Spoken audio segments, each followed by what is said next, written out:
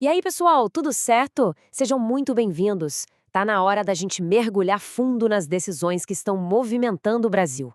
Hoje, o nosso foco é o informativo 1197 do Supremo Tribunal Federal. A gente vai desvendar juntos os julgamentos mais quentes e entender o que eles mudam na prática na nossa vida. Mas antes da gente começar de verdade, aquele pedido super rápido, mas que faz toda a diferença. Já deixa o like aqui e aproveita para seguir e compartilhar nas redes sociais. É esse apoio que ajuda a gente a continuar trazendo esse tipo de análise detalhada. Contamos com essa força. Então vamos lá. Nosso roteiro de hoje passa pelos destaques da semana do STF, claro. A gente vai falar sobre a relação entre o cidadão e o Estado, depois sobre os limites do poder dos Estados, os direitos do servidor público e, no final, aquele resumão para fechar tudo. Bora começar? Começando então pela nossa relação com o poder público. Nesse primeiro bloco, a gente vai ver como o STF se posicionou em temas bem importantes, como a responsabilidade do Estado em protestos e até uma discussão sobre o uso do salário mínimo para fixar multas. E a primeira questão já é de arrepiar. Veio lá do Paraná, no recurso extraordinário 1.467145. Imagina a cena: uma manifestação pública, uma ação policial e alguém que não tinha nada a ver com a confusão acaba se ferindo. A pergunta que chegou no STF foi: quem tem que provar o que aconteceu? A vítima tem que provar que era só um espectador? Ou é o Estado que tem que provar o contrário?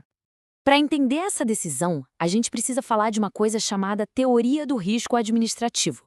Parece complicado, mas a ideia é simples, olha só. O Estado, quando age, assume um risco.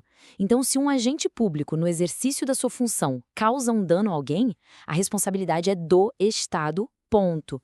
Não precisa ficar discutindo se o policial teve culpa ou não. O que importa é a relação direta. A ação do Estado causou o dano, então ele tem que reparar. E aqui que está o pulo do gato, a grande mudança. Até então, o entendimento era que a vítima é que tinha que se virar para provar que não estava participando do protesto. O STF virou esse jogo. Agora, a regra é a responsabilidade do Estado. Cabe ao poder público a tarefa, bem difícil, de provar que a culpa foi todinha da vítima. Isso é uma proteção gigantesca ao direito de manifestação e a quem simplesmente está passando pelo local. Mudando um pouco de assunto, mas ainda nessa relação Estado e cidadão, vamos para São Paulo, no ARE 1.409.059. Todo mundo sabe que a Constituição proíbe usar o salário mínimo como indexador, para reajustar aluguel, por exemplo, né? A ideia é não criar uma bola de neve inflacionário. Mas, e para fixar o valor de multas administrativas? Será que pode?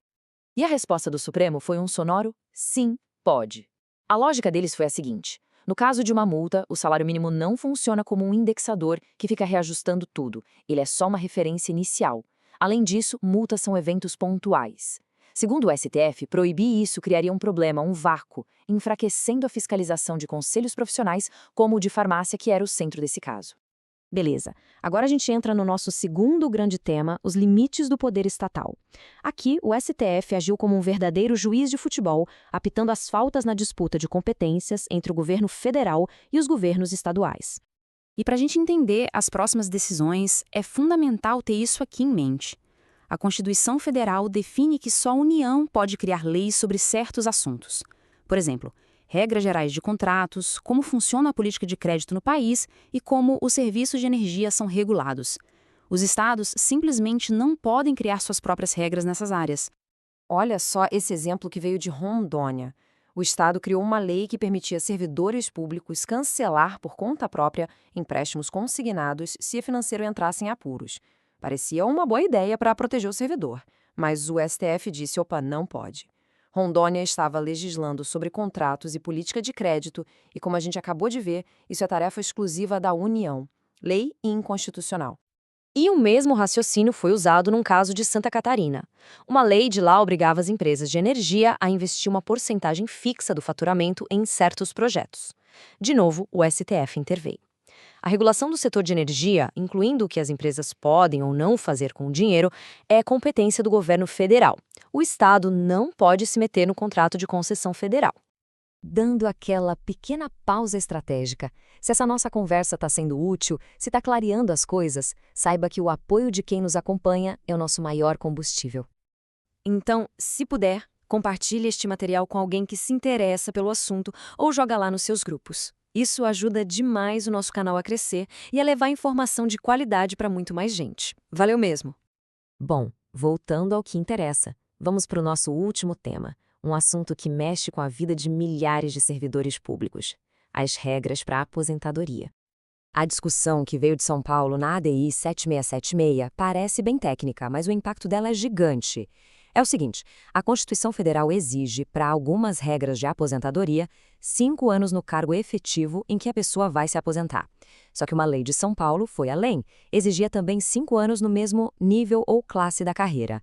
A pergunta é: o Estado pode criar essa exigência extra? E a resposta do STF foi bem direta: não, não pode. A exigência de tempo no nível ou classe é inconstitucional. A Constituição é clara ao falar em cargo efetivo. Os estados não podem inventar novas barreiras que não estão previstas na regra geral. Isso é uma vitória para os servidores, pois protege a progressão na carreira e garante que uma promoção perto de se aposentar não acabe virando um problema. Ufa, chegamos ao fim da nossa análise. Agora, para organizar as ideias, vamos recapitular as mensagens principais que o STF passou com as decisões desse informativo 1197. Então, resumindo o que a gente viu.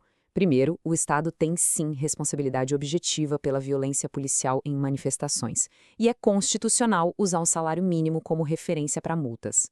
Segundo, os estados não podem legislar sobre contratos, crédito ou energia, porque isso é da União. E terceiro, para a aposentadoria do servidor, o que vale é o tempo no cargo efetivo, sem exigências extras de tempo no mesmo nível ou classe. Eu queria agradecer de coração a todo mundo que acompanhou essa análise até o final. A atenção e o tempo de cada um são muito preciosos para nós. E para continuar por dentro de tudo, não deixe de seguir o Direito Cast lá no Spotify para ouvir mais áudios e vídeos como este. E para assistir, é só procurar a gente no YouTube ou no TikTok. E por favor, não se esqueça, o seu like é fundamental para a gente. E para a gente fechar, fica aquela provocação para a gente pensar durante a semana, né? Ao tomar decisões como estas, que reforçam competências federais e protegem direitos individuais, o STF está avançando na proteção dos cidadãos ou está, por outro lado, centralizando excessivamente o poder na União? É uma balança delicada, não é mesmo? Fica aí a reflexão, a gente se vê na próxima, até mais.